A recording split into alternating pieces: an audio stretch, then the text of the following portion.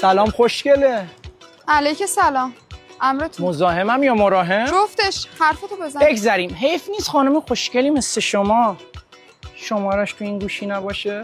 چه از خود راضی؟ خانم بفرمایید. نمیخوای تجدید نظر بکنی؟ شاید دوست داشته باشی شمارت این بار سیو بشه. آخه سفید و سبزه به هم نمیخورینا؟ نه تو خوبی بچه خوشگل. سفید که زود کثیف میشه. همچین بدم نمیاد.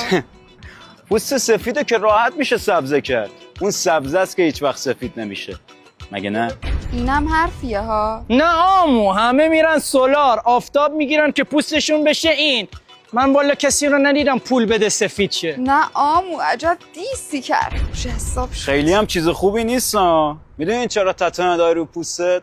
چون سبزه مثل سفید انقدر خوشگل رنگ نمیشینه روش. همه میدونن سبزه دل میبره، اما همه میدونن سفید دل میکشه. دیگه یه دنیا میدونن سبزه هم جذابتره هم مردونه تره. اما یادت نره اون سفیده که تو دل بروتره. سبزه سفید سبزه سفید سبزه سفید. بابا بستتونه دیگه.